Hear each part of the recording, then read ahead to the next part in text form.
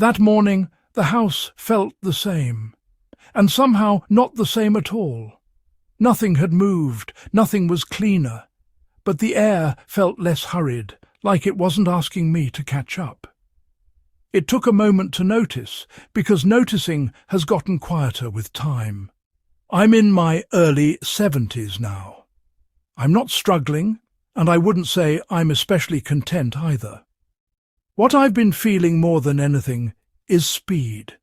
How quickly days pass, how mornings feel half spent before I'm ready for them. And lately it's felt like my home has been echoing that pace back to me. I wasn't trying to change anything that day. I wasn't organizing. I wasn't fixing a problem. I was just standing there long enough to sense that my home had been keeping tempo without my permission. That awareness stayed with me, not as worry, but as a quiet curiosity. It mattered not because it made aging easier, but because it made it less combative. For once, the day didn't feel like something I needed to chase. It felt like something I could step into gently. If you've ever felt that kind of easing, without knowing exactly why, you may already understand this moment. This space exists for moments like that. A place to pause inside our homes and bodies without judgment or urgency. No one here is ahead or behind. We're just noticing together. There's nothing to finish today, nothing to decide. Just an invitation to let understanding arrive slowly, the same way comfort does when it's finally given room. What I noticed first wasn't a big thing. It was a chair I kept passing by. Not broken, not messy, just always holding something, a sweater, a bag, papers I meant to look at later. I'd gotten used to setting things there without thinking, the way you rest your hand on a counter while you talk. It felt harmless, familiar. But that morning I paused long enough to feel something underneath it. Not annoyance, not guilt, more like a quiet nudge. As if the house had been asking me the same gentle question for years, and I'd finally slowed down enough to hear it. The chair wasn't asking to be cleared. It wasn't asking me to do better or stay organized. It was asking to be used again, to sit, to rest, to hold a body instead of a backlog. That realization surprised me. I hadn't felt uncomfortable in my home before, but I hadn't felt fully received either. I noticed how often I'd started putting things down instead of putting myself down. How standing had replaced sitting. How pausing had turned into hovering. None of it dramatic. Just small shifts stacking up quietly, the way time does. So I didn't throw anything away. I didn't declutter. I moved the sweater. I placed the bag where it actually belonged. And then I sat. Not ceremonially, not for long.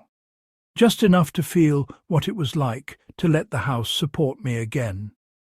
That's when it landed. My home wasn't crowded, it was confused. It didn't know whether it was meant to hold my life or simply store it. And somehow, without meaning to, I'd taught it to expect the latter. Listening didn't require effort. It required respect. Respect for how my body now moves through space. Respect for how often I need to stop without explaining why. Respect for the fact that rest doesn't have to be earned at this stage of life. Once I saw that, other small things started speaking up too. A surface meant to stay clear. A lamp meant to be reached easily. A path meant to be walked without sidestepping.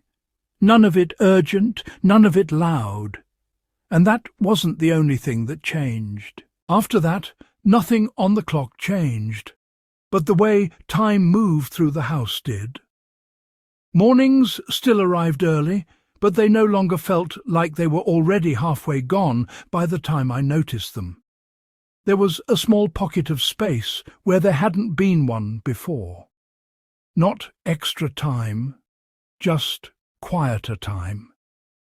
I started waking up and moving a little slower, not because I planned to, but because the house no longer pushed me forward. I'd stand in the kitchen and realize I wasn't rushing toward the next thing. The kettle could take its time. The light through the window could finish what it was doing. I didn't feel behind. Evenings changed in a different way. They stopped feeling heavy before they even began. I wasn't counting how much energy I had left or measuring whether I'd used the day well. The hours softened. Sitting down didn't feel like giving up. It felt like arriving. That's when I understood something I hadn't named before. Aging hadn't taken my sense of time. It had sharpened it. I was feeling rhythm now, not deadlines. Pace, not pressure. And my home had been moving too fast for that newer sensitivity. Once the house slowed, my body followed. I reached for things without bracing myself. I moved through rooms without feeling like I was interrupting something already in motion. Even the quiet felt more welcoming, less like an absence and more like a presence. I didn't create a schedule. I didn't optimize my day. The only change was allowing moments to finish before starting the next one. Letting the morning be a morning. Letting evening close gently instead of collapsing into it. What surprised me most was how natural it felt. Like this was always the rhythm, and I'd just been out of step with it for a while. The house hadn't needed more order. It needed permission to move at the speed I'm living now. And what surprised me even more was what came next. Once the rhythm of the house slowed, my body followed before I even realized it was happening. I didn't wake up deciding to move differently. I just noticed halfway through the day that I wasn't bracing myself anymore. I was already in motion, easier, quieter, without commentary running in my head. I reached for things and didn't feel that small hesitation I'd grown used to, the one where your body checks in before you act. Turning, bending, even walking from room to room felt less negotiated. I wasn't moving faster, I was moving without resistance.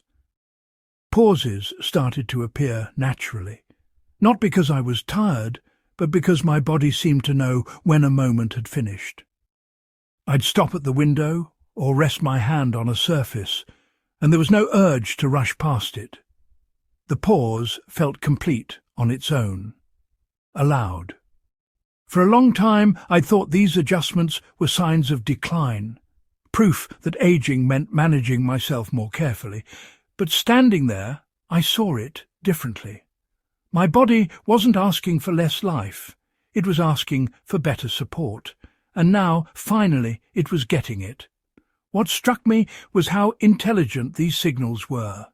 My body knew exactly how far it wanted to reach, how long it wanted to stand, when it wanted to sit, long before my mind caught up. Aging hadn't dulled that awareness, it had sharpened it. I just hadn't been listening. As the house began moving at my pace, my body stopped preparing for strain that never came. Shoulders softened, breathing deepened. Even my steps sounded different, like they belonged where they landed. Nothing about me had changed overnight. My age was the same. My strength was the same. But the conversation between my body and my home had shifted. Instead of pushing through space, I was being met by it. And once that connection settled in, I realized something else was beginning to change too. It didn't stop there. After that settling, something else surfaced, not as a thought, but as a feeling I hadn't expected. It arrived quietly, the way memories do when they're invited by comfort instead of force. I was sitting in the room, doing nothing in particular, when it struck me that I'd felt this ease before. Not recently, not in this house, but somewhere farther back. It wasn't a clear picture at first, just a sense of being held by a space that understood me, A room where nothing asked for explanation, where sitting down didn't need justification and time wasn't measured by what still needed doing. Then the image sharpened. A parent's home, a grandparent's chair. Or maybe it was my own place years ago, when my body moved without negotiation and rest happened without guilt. I couldn't say exactly which one it was, and that felt right. The memory wasn't about a person or a place. It was about care. What surprised me was how physical that recognition felt. My shoulders dropped the way they used to when I was younger, when someone else had already thought about comfort before I arrived. I hadn't realized how long it had been since I'd felt that kind of quiet consideration. For a long time, I'd assumed that feeling belonged to the past, something you receive when you're younger or when someone is looking out for you. I didn't realize how much I'd been missing it, or how lonely that absence had quietly become. Sitting there, I understood something gently but clearly. Care doesn't disappear with age. It just changes who provides it. And without meaning to, I'd been living as if no one was responsible for offering it anymore. Not even me. The home, moving more kindly now, reminded me what that care feels like. It wasn't indulgent, it wasn't sentimental, it was practical, thoughtful, steady, the kind that lets you exhale without being noticed. That recognition softened something deep inside. Aging didn't feel like something I was navigating alone in that moment. It felt connected to who I'd been, to who had once cared for me, and to who I was still allowed to be. And there was still something I hadn't noticed yet. What settled in after that was quieter than everything that came before, but it stayed with me longer. I realized I'd stopped explaining myself, not to anyone else, but to myself. I wasn't only moving differently in my home. I was no longer justifying why I needed to. For years, I'd been living with a kind of background narration running through my head, explaining why I sat down, why I moved slowly, why something stayed where it was. Even when no one was there to hear it, I was still defending my choices, as if aging required footnotes. I hadn't noticed how much of my energy was spent managing appearances, not how the house looked, but how my life looked inside it, as though my space needed to prove I was still capable, still sharp, still worthy of taking up room. Once the house began to meet me where I was, that narration softened. I no longer felt the need to move with urgency when there was no urgency required. I didn't feel compelled to stay on my feet just to signal strength. Sitting wasn't a statement. Resting wasn't an apology. What surprised me was how quickly that internal pressure faded when it was no longer being reinforced by my surroundings. The home stopped feeling like something I had to stay ahead of, organize against, or explain away. It became something I could align with, quietly, naturally, without commentary. Anyone else walking through would have seen the same rooms, the same furniture, the same life. Nothing had been renovated or reimagined, but internally something fundamental had shifted. I was no longer performing my age, I was inhabiting it. Aging in that space stopped feeling like something that needed defending. I didn't need to soften it, disguise it, or prove that it hadn't changed me. It had changed me, and that was no longer something to negotiate. There was relief in letting comfort be enough of a reason, in trusting that the way I now move through time and space has its own intelligence. I didn't need permission. I didn't need validation. I didn't need to explain why alignment mattered more than appearance. Nothing external had changed, but the effort of holding myself a certain way was gone. And in its place was steadiness, the kind that comes when you stop arguing with the stage of life you're in and finally let it support you instead. The understanding didn't arrive all at once. It came in pieces, settling quietly between moments, the way clarity often does when it isn't being chased. I didn't wake up one day with a conclusion. I just noticed that something fundamental had shifted beneath the surface. What became clear was that none of this had really been about the house. Not the chair, not the timing, not even the way my body moved through the rooms. Those were only the places where the change showed up. The real shift was permission, the kind you don't ask for, but slowly grant yourself. Permission to move at the pace my body now sets without arguing with it. Permission to let the home respond, instead of forcing it to stay aligned with an earlier version of me. Permission to stop negotiating with time, as if it was something that could be outpaced or corrected. I saw how often I'd been bargaining with the day, rushing moments that didn't need rushing, holding myself to rhythms that no longer fit, expecting time to behave the way it used to, instead of meeting it where it is now. When I look at my life now, nothing on the surface has shifted. I'm the same age. I wake up to the same rooms, the same sounds, the same ordinary days. If someone were watching from the outside, they wouldn't see a before and after. But inside, something has steadied. I move through the day with less friction. I'm not trying to catch up to time or stay ahead of it. I'm simply moving with it.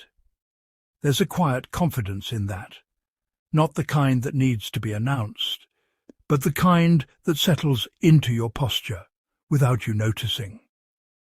Aging no longer feels like a problem waiting to be solved. It feels like something I'm finally standing inside of, instead of circling around. I don't feel finished, and I don't feel behind. I feel present. There are still uncertain days, still moments where my body asks for more care, or my energy runs out sooner than I expect. But those moments don't feel like setbacks anymore.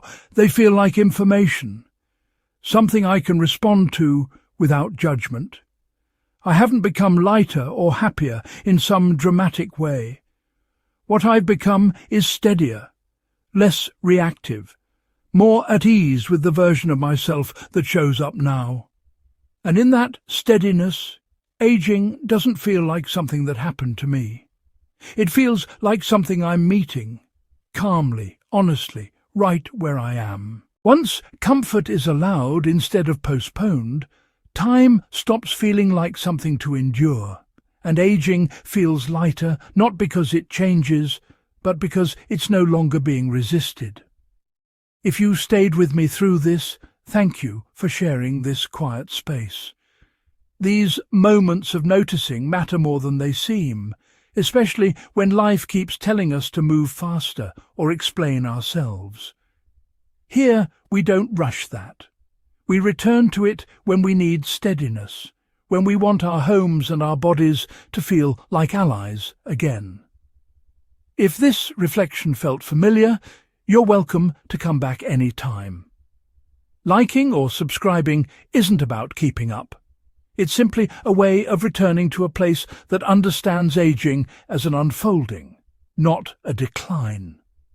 A place where nothing has to be fixed to be worthy of attention. We're not here to solve aging or outrun it. We're here to notice how it feels, together, one quiet moment at a time.